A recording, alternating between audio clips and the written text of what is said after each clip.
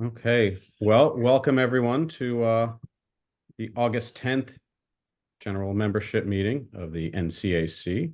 Call the meeting to order at 1:31 p.m. And it is, as far as officers present, it's myself and Jeff.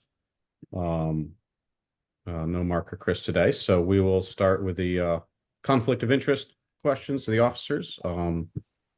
I have no conflict of interest. This is Alex Clark. I have no conflict of interest, and this is Jeff Weitzel, Secretary. A parliamentarian never has a conflict of interest. All right, excellent. Okay, and I just want to jump in real quick before we go further with the agenda. If Lori shows up,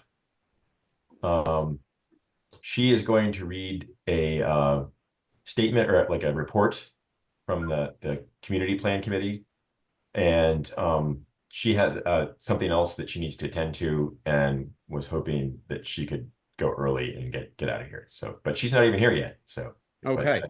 She has So maybe when she shows up, we can potentially move that up in the agenda. I think that was towards the end. Yeah. Yes, right. So the June 22nd meeting minutes have been posted online on YouTube. Thank you very much, Jeff. And at this point, I ask if anyone has any corrections to those minutes before we approve them.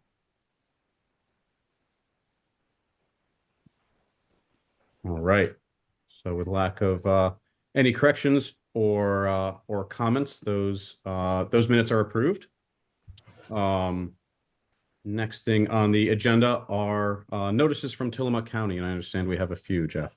Well, we have one, but one. This one might be a little bit more interesting than some of the usual, or generate a little more interest than some of the ones we get often. Somewhat like Lindley and Justin Leahy are applying for a conditional use permit to open a bed and breakfast on Breakers, and that's why. Can you hear me? I'm Marianne Earls. Can you hear me? Yeah. Okay, that's primarily why I'm here, because it's an enormous concern to our neighborhood. Okay. And just to be clear, like we're just a community group, so we can talk about it, but Sure. But the immediate thing to do is to send your comments to the planning the community. Believe me, we're on it. We're on it. Okay, you're on. Okay, so this is definitely, yeah. You can share your thoughts with the members of the community, and I think Guy is not here. Apparently last month, like Sarah was like, "Hey, Guy's here. We need to kind of stop talking about this now." But Guy's not here because, and the reason that's a big deal is because Guy is on the planning commission. So I think we are fine to talk about it. Since Lori just showed up, do we want to like put this on pause real quick and let Lori give her report? Sure. So she can leave? Yeah. Okay. Alex, are you okay with that? Yeah, I'm okay with that. And Lori, I understand you are going to be giving the are you doing the community plan steering update as well as another item? No, that's this. Doing the community steering committee update, and I just saw a note that this was supposed to be amended. So let me read it as originally written, and then I will read you the amendment. So this was originally written by Ran, and it says the Neskowin Community Plan Subcommittee continues to hold twice monthly meetings to review the update, its vision and value statement, and is developing the revision of ordinances and building codes for our unincorporated community. Our other monthly responsibility is to present the current ordinances on record, and we are looking at meetings later this month and in September with Sarah Absher as she reviews each ordinance and specific building code requirements that may be worth altering based on Neskowin's vision and values. The subcommittee is reviewing R1 and R3 residential uses, looking for ways to prioritize housing over other uses that do not trigger Measure 56 responses. The group is also in discussion about potential changes in the code to address climate issues and increase density that will result from the new state law SB 406, which encourages middle housing. The subcommittee is close to being ready to share a draft of the vision and values. This coming Monday, the committee will be discussing the agenda for the September 1st Nescoin Community Association General Meeting, which will be at the Nescoin Hall and will be held as a hybrid meeting. So you can attend it both by Zoom and in person at the NCA meeting. The schedule for a special meeting, there will also be a special meeting regarding FEMA flood plan changes that Sarah Abshire will present. And apparently those FEMA changes will have an impact on Nescoin, especially near the golf course. The subcommittee is also ready for an update from Tom Sepp on the timeline of the community plan based on the outline designed by Tom. And then I got an update, just let me read it, from Guy.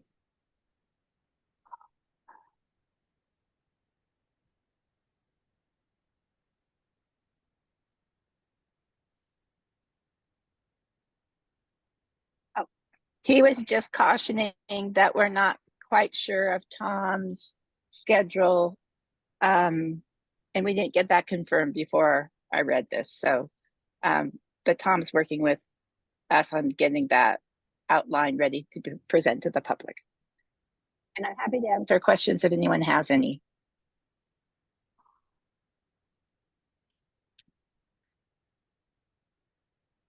I have a question, Lori. How is you said that FEMA's report or FEMA's findings are going to really affect the golf course more? In what way? Well, my understanding, and Sarah hasn't briefed us, so this is just me reading things on my own. But my understanding is that they've changed quite a few of the flood management rules, which will, in Tillamook County, affect the farmers a lot and up in Tillamook, but also will affect the way the wetland is managed. Wetlands in general are managed, and because the golf course is seasonally a wetland, it will affect that. It won't close it down or anything. It's just that she said that there will be new regulations that have to be paid attention to. And there will be a lot more coming on this subject, including a whole meeting in September. Yeah, This, a lot, so. a lot Yeah. more. And Nancy, it looks like you have your hand And- raised. Yes, hi, thank you. I'm just curious, Hi. are we going to be having any kind of a meeting to finish out the values statement? There was going to be a fourth meeting. There will be, and we're waiting for a written document that we can share with the community and then have a conversation based upon that. And it's been delayed, but we're working on it. And as soon Okay. as we have it, we will distribute it, and then we'll schedule a meeting to discuss it. But for Okay, sure, there thank will you. be a discussion. Yeah, you guys have been having some great meetings with that input, so thank you for all that work. You're welcome. We've been trying hard. I can caution that the FEMA issue has distracted the county because it's being imposed from the federal and the state organizations. And so it could affect our timeline for getting things done because we haven't been able to have as much of Sarah's time as she had planned to give us and we had planned to take advantage of, because she's been consumed by the FEMA, how much the FEMA stuff is affecting all of the communities. which we'll find out about when she makes a presentation to Nesquin. But because of that, it might delay the finalization of our community plan because of that. So just an FYI.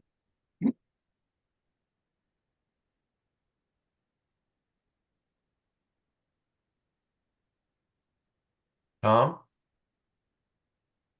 Yeah, this is just procedural. I've noticed there are a number of new people here or people that haven't been coming to a lot of meetings. If you could, rather than just intervene by talking, you can raise your hand and be acknowledged. So it'll be a orderly progression through the meeting. Okay, are we all done with the community plan update? Is Lori frozen? Nope. I'm done. I'm done. I was just answering questions. That was all I had. Okay. Thanks for paying attention. Okay, so back to the conditional use request for the bed and breakfast on Breakers. Guy, now that you're here, I remember we were talking about a conditional use request last time, and Sarah said we needed to stop because of you, basically, because You want me to get off? I can get off. I can sign off. no.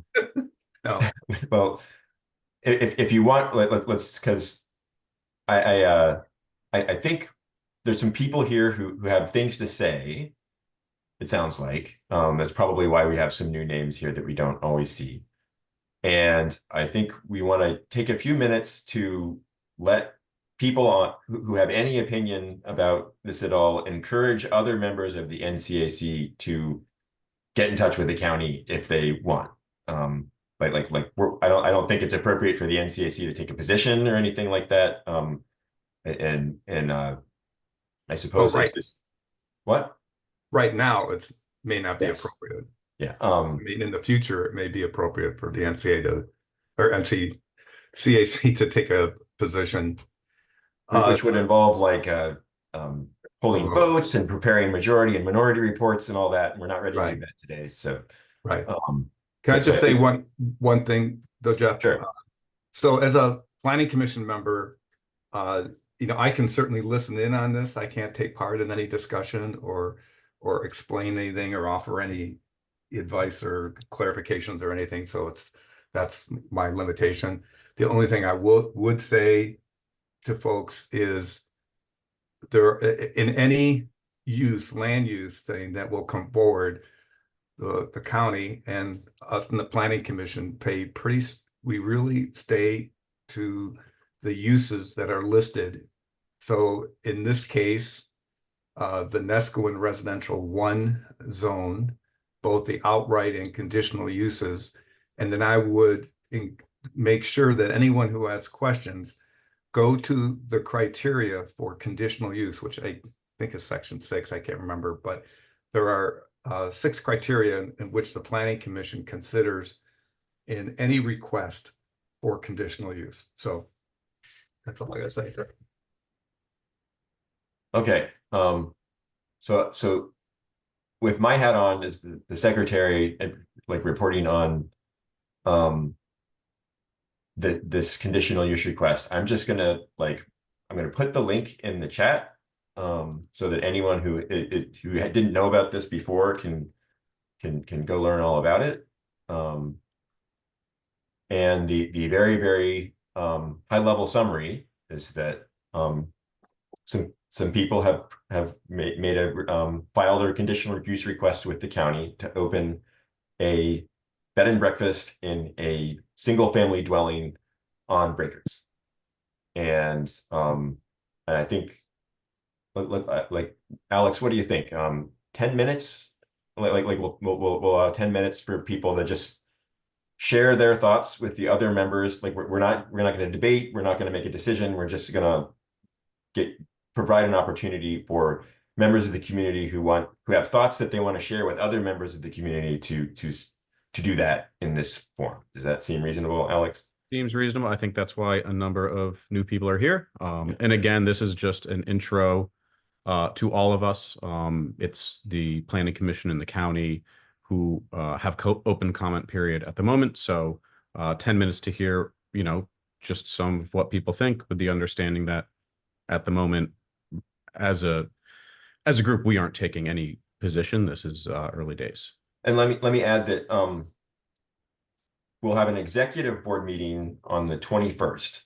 And if you want to come to that meeting and ask that we either put it on the agenda in October, which is pretty far out, like lots of stuff is going to happen between now and October, or hold a special meeting on this subject, that would be the way to do that, to come formally request that the officers take action, like schedule more discussions in this forum. So if anyone wants to raise their hand and share some thoughts, go ahead.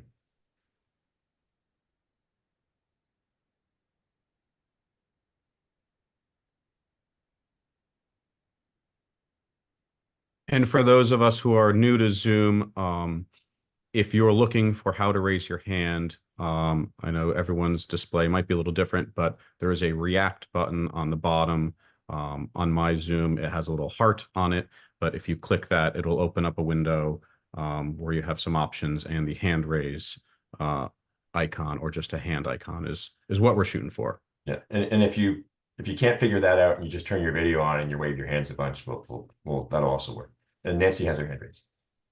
Yeah, hi. I just had a question. Do you know when the comment period ends? It is the 15th, 14th. so that's Thursday. Yes. Okay. So, okay. Thank you. And these comment periods they're typically 2 weeks long, and they just send them out when they send them out, and we send our emails out when we send them out. So it just happened, like one of the most controversial ones, like from a couple of months ago, the comment period didn't overlap with anything that like any of our meetings. So this one, we just happened to have a meeting during the comment period. So Okay. Thank you. but if no one has anything to say, I guess we can move on to the next agenda item. I will have something to say. Okay, go ahead. Okay, well, I just wanted to express a concern of myself and the neighborhood about this supposed B&B. Okay, where do I start? It's a single family resident, but it's not using that way. They don't live there. They're there only when their horse riding clients are there, and it blocks Amity, and it blocks breakers, and it is significant danger to the environment, to the residents, and they have been disingenuous in how they approach this. They submitted their housing plan as a single family resident. Again, it is not. It is 5 bedrooms with 5 bathrooms. And the only time anybody stays there is when they have ridden a horse, and then they go stay overnight. The horse trailer, and I have photographs that will go to the county, is extremely large. It has at times blocked breakers and Amity at the same time. They saddle up and ride 8 to 10 horses that are mounted on the street, not off the street. There is not enough parking. So it's a very serious concern, to say the least. Okay, Okay. Thank you, Mary. Lori, you have I your saw hand your up. And I was wondering if anyone present knew how the bed and breakfast rules overlap or don't overlap at all, or how they interact with the short-term rental regulations. Would they be under the same, would they be kind of subordinate to the short-term rental regulations, or is this a way to get around them? It is that, but let Carol speak.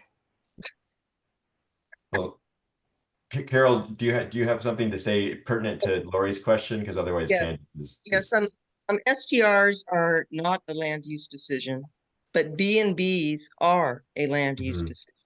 They're a conditional use. not a guaranteed use. Since this building was built, most of the neighbors were concerned about this because of the 5 bedrooms, 5 baths. They had been bringing the livestock onto the property during and prior to and during the build, and having these running their horse business out of it. They've got a full website explaining it's called Willamette Ride. Instead of applying for an STR, they have now applied for a B&B because it is under the land use decision instead of the STRs. And they have been operating this business for months. Prior to the building being completed and after the building was completed, they have been running a B&B out of that home for months. Some of the parking spots that they have demonstrated to be parking spots for the unit are actually taken up by the horse trailers and trucks. The other thing about this is, regardless of the STR and bed and breakfast part of the picture, there is also, since we are in a low density C1 or Nescoin, there is a rule that says livestock cannot be less than 100 feet from an adjacent property. There are 5 properties that are less than 100 feet from the livestock. Sometimes the livestock is left in the trailer, if someone doesn't show up, and they are whinnying and kicking and very unhappy for hours in that trailer.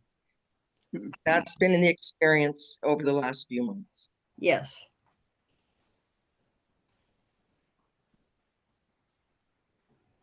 Candace? I want to thank Carol and Marianne for explaining that. I didn't really know what was going on with that request. So aren't bed and breakfasts, aren't you supposed to be living there when you're Yes. running? Yes, they aren't. Yes, Okay. good point. Yes. Yeah, and the other thing is with the horses, I don't know if anybody has a chance, but it would be really important and strong evidence if you can get video of those horses being trapped or caught stuck in their trailer for hours at a time. That, to me, that could be like considered animal abuse. Right. So, I don't have a video of that, but I do have some remarkable photographs of them blocking the streets and mounting the horses on the streets, and the size of the trailer, which is enormous. But that's a good point. I think it might be difficult to get a video of that, but if it occurs this week, which it very well could, I'll try to. Good suggestion. Mhm. yeah. Well, my husband and I plan on filing public comments to that we don't want this. So I'm sure a lot of other people will be doing that Right, too. yes. Mhm. Thank you for the information. It was really helpful. Oh, thank you. And Tom, and then probably I think that's the end of our 10 minutes after 10. Tom. Makes Yeah, his- Marianne, hi. Hi. Lori, hi.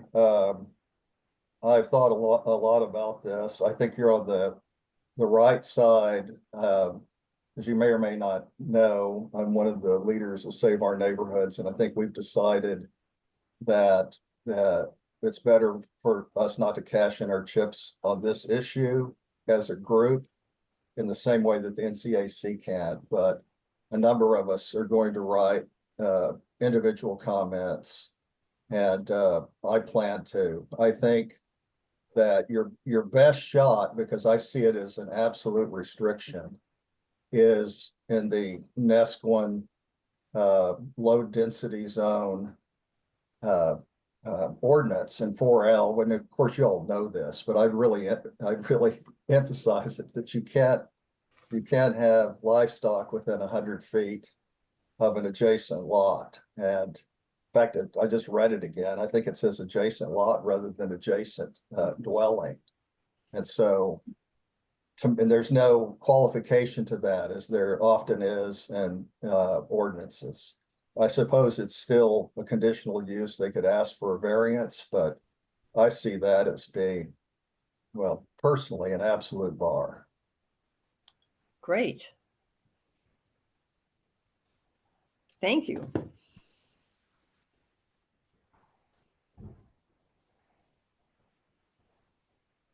Okay. Well, thank you, everyone. That was a good 10 minutes and some good information for people who that's new news to.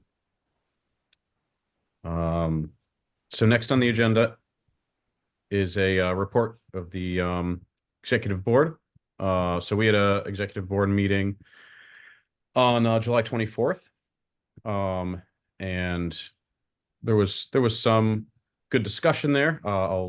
The minutes and the video are posted on the site, but a brief summary here. We did appoint Derek Dalheat to the communications task force. I think Derek is here, so welcome and thank you for joining. There was a brief discussion of the ongoing utility of meeting minutes. I think between Jeff and Nancy, discussing, since we are posting all of our minutes and posting the entire meetings. Are minutes useful? There was some discussion about that.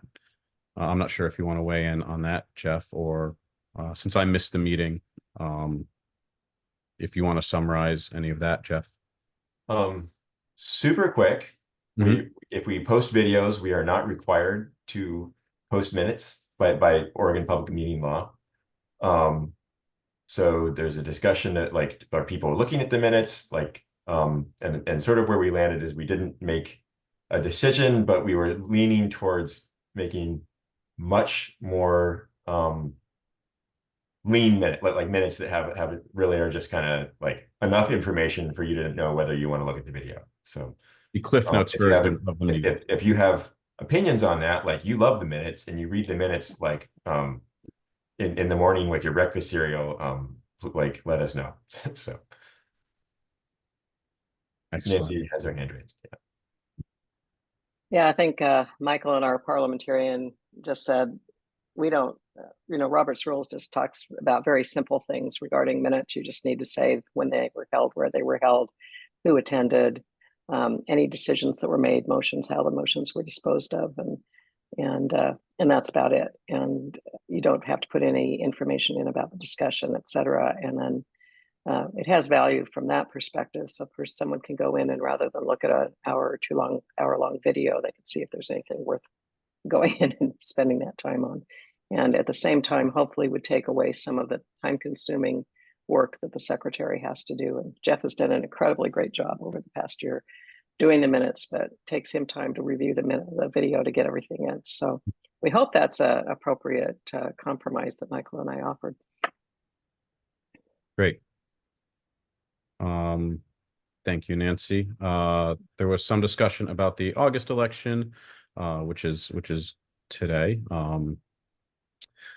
which we'll be getting to. And on the Tom minutes has his hand up too. Here we go. Sorry. Yeah, Tom. because I have you all on my computer, I was reading the ordinance. I'm correcting myself on the point I made a second ago. Livestock shall be located no closer than 100 feet to a residential building on an adjacent lot. You all know that. And Marianne and Carol, I know. But I think that's still your best shot. Sorry. Thank you, Tom. Thank you. Just another note from the executive meeting. If you have been reading minutes with your morning coffee and cereal, the next executive meeting date is in the minutes set for the 20th, and that has been moved to the 21st, which is posted on the website Wednesday the 21st. And then we had set the time and agenda for the August 10th meeting, which is today, and then we adjourned. So it was a short, productive executive board meeting. So I know Chris is not here. Next on the agenda is the treasurer's report. Jeff, you or I can fill in this. Sure, I'll just do it really quick because it's quick. Yep. All right, we have so Chris sent an update There has been no activity, so our balance is the same as it was 2 months ago or on June 22nd, and that is $726. There you go. And Chris also noted, I know Sarah's not here, he also wanted to ask when the county was going to reimburse us for, I believe, technology fees that we have incurred. So that is one of the kind of outstanding questions from the treasurer's report. But I don't think we have Sarah here or an answer to that today. And we are on to item 7, which is the special election for secretary for Jeff's position. Okay, I would like to start that item, but because when we announced the election, what we did not make a decision on or announce is the date of that the new secretary would take like when they would actually become the serving secretary. And I think our options are like immediately, like this afternoon, or in a couple like a week or two, or say September 1st. And my proposal would be that it be on August 21st, which is the date of the executive meeting, so that like the transition will happen, that the new secretary will be serving when that executive meeting happens and can participate in that capacity. And that allows for some time for me to do the minutes for this meeting and for some time for transition and handoff things. So so I don't know if we have any nominations from the floor, but or Gary is running. So do you have a preference, Gary?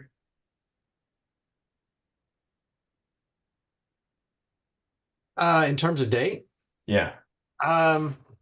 No, I mean, I think might be good to have a little bit more, few briefings from you on some of the technical aspects. I know there's some things that we're still up in the air that I'm not clear on. So any kind of time I can get for that. I will be available to you or whoever becomes the secretary at any time before or after the transition. So no worries there. But I will definitely make sure that it's smooth.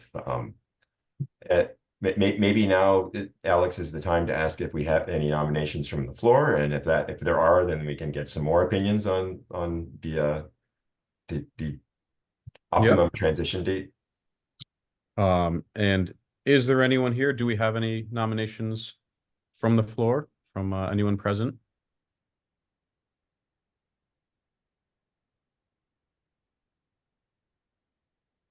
Gary, it looks like you're running unopposed. Okay, so I don't know, like parliamentarian, do we need to do anything special to include the transition date in the vote? So Yes, I was just listening, and I think that's a good idea to make a formal motion that Gary is appointed beginning such and such a date. Okay, I move that Gary is appointed or is elected secretary of the NCAC effective August 21st. Okay. Okay. And I'm going to put up the poll, and I will modify the question because I wrote the question initially where it's a little different than what we just did. So I'm gonna fix it. And it is an election. Okay, well, so the current question currently reads, select your choice for secretary, and then the only choice is Gary. I'll just add effective, I'll just add effective August 21st to that, so.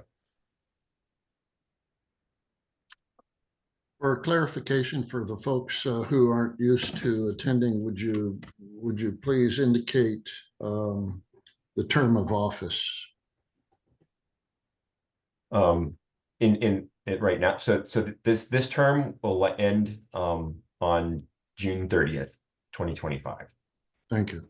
Okay, and do you want me to add that to the question, or? You might as well do that, yes. For the record and for clarity.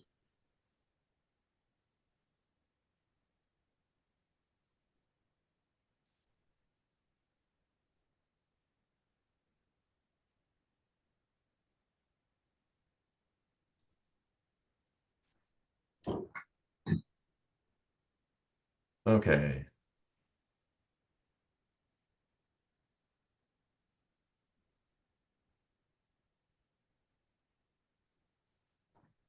Okay. Hopefully everyone sees the poll. The poll has been launched.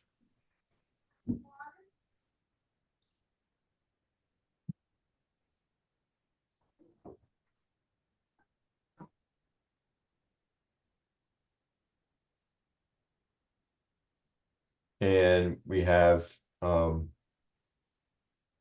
18 of 22 votes so far.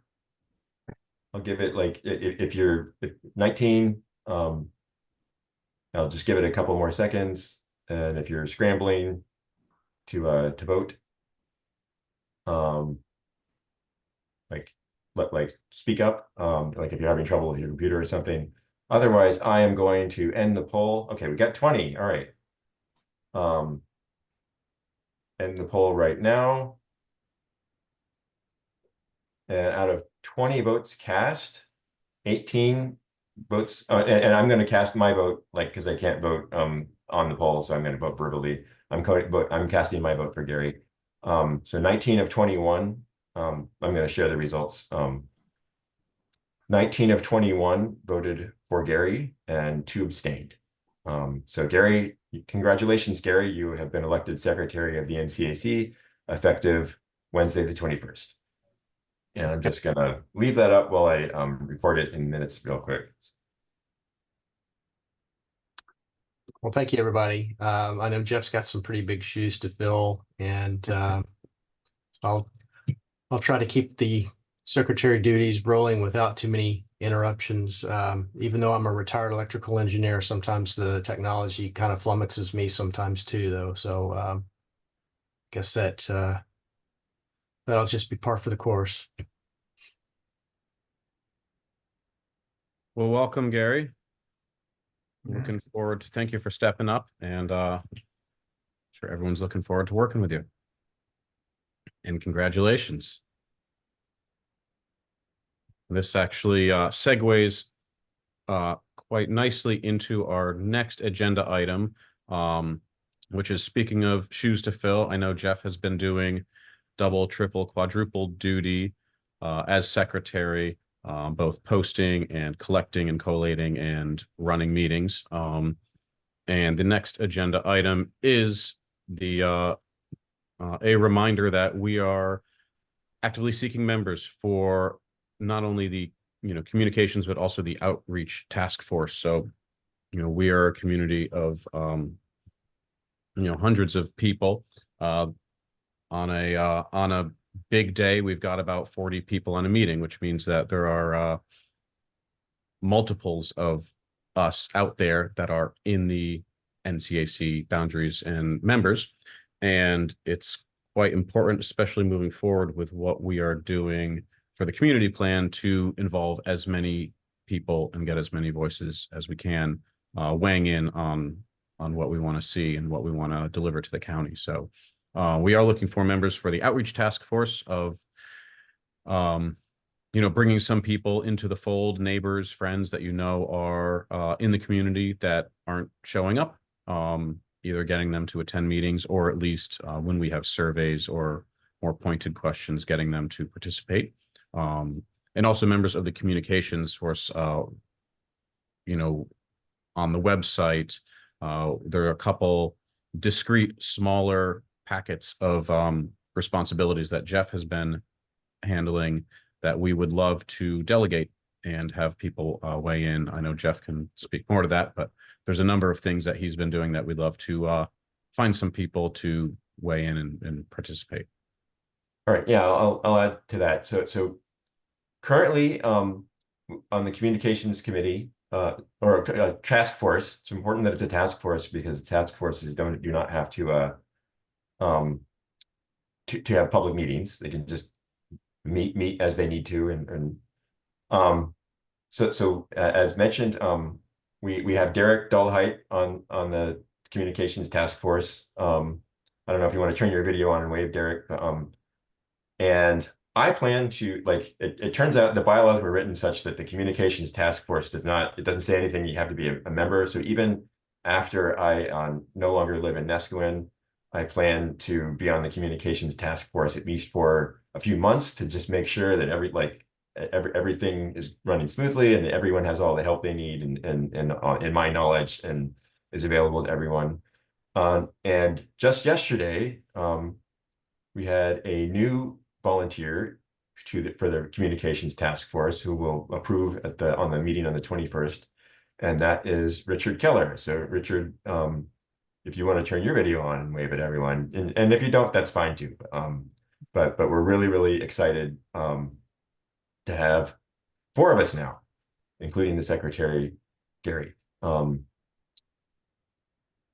So yeah, can you hear me, Jeff? yeah.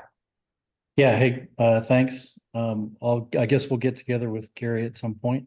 Yes, we will. So just text me when you feel ready to do that, and I'll be available. So I volunteered because I had a lot of web experience, so I'll take some of that load off of Gary. Yeah. So one of the things that the communications task force does is like keeps the website up to date and potentially makes it better. I think there's a lot of room to make it better. And Derek and Richard are both web guys. So we're well, like if you want to help with that too, that's great. More the better. But we're well set up for that. Some tasks that we would love help with, and you can help make the NCAC better if you are willing to step up and do your part. We could really use an editor for the emails that go out, which just means that someone that collects all the information and packages it up nice and maybe adds a little wordsmithing pixie dust. I think that's if that's your job, you could do that in maybe 2 hours a month. It's not like we only send out 2, maybe 3 emails every month, and a lot of times they have most of the content is the same. So that is a small task that would be immensely valuable for someone to kind of say, okay, I'll take that on. So if that seems like something you think you could do for a couple hours a month, send email to info@neskowincac.org and let me know. We could really use someone to keep track of the calendar, to just have their job be to keep track of all the meetings and make sure the calendar on the website is up to date and that the Zoom information is in there. That's really those meetings are and the meeting notices are really the heartbeat of us getting our business done. So that's very valuable for someone to take that on, and I think you can do that in 1 or 2 hours a month. It's not if you just take that job, it's not going to weigh you down and take up all your time. And if you so if someone can volunteer to do that, that's awesome. If someone is interested in being a Zoom guy or a gal, just meaning that that you run these polls or that you make sure the meetings get recorded, and then after they're recorded, you upload them to YouTube, and that you set them up in the first place, things like that. That would be really valuable. So these are all things that don't take a lot of time. But right now, because I'm doing all of them, or I have been doing all of them, they have been taking a lot of time, and we don't want, I am committed to Gary not regretting his choice to take this on. So any of these things or anything else communication wise, if you've got an idea for communication stuff that the NCAC could do, and you're willing to actually be the one to do it, reach out.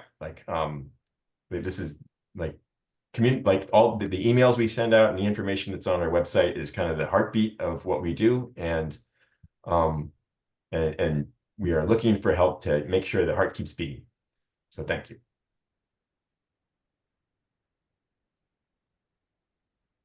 Alex disappeared for a minute. And I know that Alex has a young child in the house, so I'm here. I'm just checking on that young child okay. who is in theory in nap time. Okay. So I think Or Alex, yes. or, this is Guy. I just want to say that as someone who was part of a small group of people who put together the first bylaws that created the current CAC in 2006, and what we thought our vision was at the time and what we had hoped for, has really in 18 years has really come about. And it's sitting here and listening to people volunteering and keeping this going and realizing the importance of community involvement and community participation. It's fantastic. So it makes me feel good that our efforts back then have been realized. The committee work is incredible with this group. And hopefully this community plan, and I apologize to Lori for being a little late on getting on. I hope that there was no questions about the community plan subcommittee, but it's a critical time for us as a community, getting this community plan right. And so thank you all. Thank you, Guy. And thank you for everyone who are continually stepping up to fill roles. And there's probably more roles now than when the CAC started. And the committees are well filled and working quite well. There were 5 of us sitting around the table thinking about drawing straws as to who would be the chair. Is that OPML?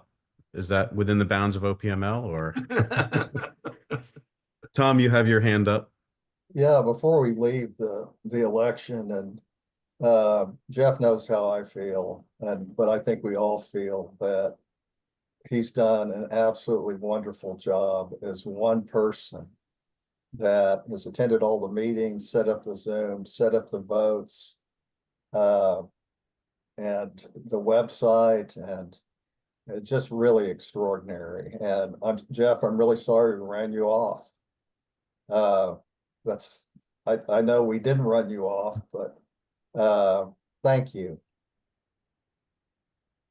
My pleasure. Sort of.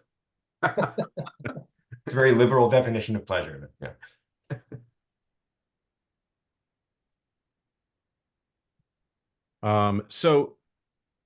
And Lori, correct me if I'm wrong, and she's gone. So we've done the right plan steering update. We have one more item agenda, which is agenda item, which is Nancy with the bylaws committee update.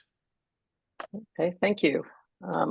Last and hopefully not least, the bylaws subcommittee has met once so far this summer. We've kind of didn't completely take the summer off, but we've definitely slowed down. We kind of took a deep breath after our bylaws effort over the last year, and just so appreciate all the community involvement. Our meetings now start at 9 a.m. instead of 9:30 for those of you who like to attend our meetings. Tom, I'm talking to you, and Barbara and Bill. We basically are going through now and working on policies and procedures. Our committee is composed of, I'm the chair again, Michael Beachley is our scribe, Tom Sipe is our editor, Wyatt Angelo and Susan Schoenberg, valuable members of our subcommittee. And so we're now interviewing various people to understand how the CAC operates on a more detailed level.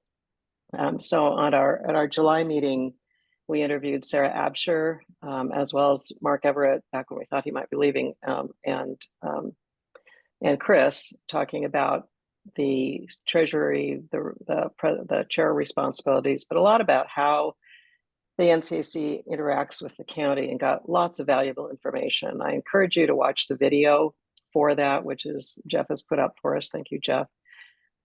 Because there was a ton of information about that I didn't know, at least, about how we're supposed to interact. And one of the areas that we learned about was, how do we handle if there's something like has come up today, if there's a permit request? Do we get involved? How do we get involved? When do we get involved? Because that is one of our main purposes of the NCAC. So one of the things we did learn, of course, that some of these deadlines are really fast to be able to get input in, but how we would get a special meeting set up if that was determined to be needed, et cetera. So we will be writing that up. We will be coming back to all of you periodically throughout the year. Policies and procedures are more detailed. The bylaws take precedence over those, but they're easier to change, but give a lot more details. So we're fleshing that out. Anyway, it was an interesting meeting, getting that kind of information. Another thing we've looked at and talked to the executive board about is the possibility of, Guy Siebert last spring, I guess, had recommended that we look at another either task force or subcommittee to talk about monitoring. So Guy is personally going out and monitoring all these different areas and agencies, and maybe trying to split out some of that into snackable items that are, if somebody took one or two of these agencies to monitor and report back. So that's another opportunity that the board may consider bringing to us to get more people involved. At the same time, we understand that people are kind of volunteering out a little bit. So we'll see how that goes. But that's another kind of valuable thing if you're thinking you might be interested in volunteering for something small, but you're interested in this kind of area. We've got some of that information in our minutes, and Guy could also, I'm sure, explain some of the areas he goes through, because it's an amazing amount of work, very impressive. Well, it's not, just to say, Nancy, it's not an amazing amount of work, but there's a couple of things that are going to be happening in and around Neskowin in the next couple of years that we're going to need to keep track of. In particular, what ODOT is doing on 101, essentially just north of the fire hall and south of Sunbow and Edelman Way. There'll be a bridge being built across 101, and it's going to certainly disrupt traffic going both ways on 101. I don't know how long the process is going to take, but it just even monitoring that, keeping people informed. I'm sure ODOT does a fairly good job of putting out, if you know, with the right sites to go to as to what they're doing. But that's one thing that I think I understand the construction is supposed to start 2026. They've been out there doing core drillings for engineering purposes this past couple of weeks. People might have seen them out there with some machines. Anyways, that's one of the things that's going to be happening here in the next couple of years. But there are other agencies we keep track of, U.S. Fish and Wildlife, others that I think are important. That's going to have. I think I counted around 14 or 15 that you're doing. Oh, really? Did I mention? I think so. I have a list. Probably. So thank you to Guy. Yeah. So our next meeting is coming up this Friday, or next on the 16th, and we're going to be interviewing our incredible outgoing secretary, Jeff, about his job as secretary, and then also all the work he's been doing that is hopefully going to the communications task force. And we've invited also Gary to join us, and really anyone who's part of that communications task force, Richard, and who was the other person? Is he gone? Eric. Yeah, to join us as well if you're interested. So we're going to pick their brains because right now in the bylaws that whole area has a lot of detail. We'd like to be able to move some of that maybe out of the bylaws into policies and procedures and just get a little more clarification. So again, like we did for the bylaws, we're going into groups of 1 or 2 little subgroups because of Oregon Public Meeting Law to come up with initial sets of questions, and then the main interviews are being conducted in our general meetings, which are open to all of you to come. And so Michael and Susan Schoenberg have done the initial interview questions for our meeting on the 15th, And if you have any questions, you're welcome to send them to us at NCAC bylaws at NCAC. What is it, Jeff? Anyway, you can just send it to info@NCAC also, and Jeff will get them, ask the questions, at least until the 21st.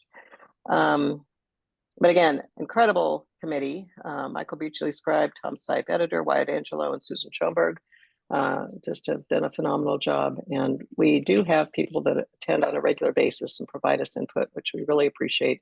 So they're almost unofficial members. Tom Brahadich, Barbara Triplett, and Bill Bush come frequently and also give us lots of input. And a lot of you have given us input, so we appreciate that. And I want to second what Tom Brahadich said. I think Jeff has made such a difference for our subcommittee going forward, setting up all sorts of things for us to be able to communicate electronically, communicate to all of you and among ourselves and keep records. We just can't thank you enough, Jeff, in addition to all the other secretary things you've done. We are going to miss you, and I'm glad you're going to be able to stay on, even officially on the communications task force, even though you're not an official member, which is interesting. A loophole that I don't think I plan to close anytime soon. So thank you all. Thank you, Nancy. And certainly, again, thank you, Jeff. I'm hearing just now that you're going to be able to stay on the task force, which makes me quite happy as a board member that definitely benefits from all of the work and, expertise you've put in. So I think we all share that sentiment. That was the last agenda item. Are there any other comments for the good of the order, etc.? I know it's August 10th and we have our Neskowin sunshine. So layer of clouds, but it is the summer and we have done this in under an hour, which may be a record. Without anyone else chiming in. It's Marianne. I just wanted to thank you all for all your hard work, and it's been very informative to me today on what you are doing, and I hope to continue to take part. Please do. Right. Thank you, Marianne. Yeah. Wonderful. Okay, well, it is 2:28 and we can now adjourn this meeting and look forward to seeing everyone at future meetings, committee, subcommittee, and executive board meetings. Thank you very much. Thank you. Thanks, everyone. Thank you. Nice job, Alex. Yeah, thank you. Thank you very much. Yeah, good job, Alex.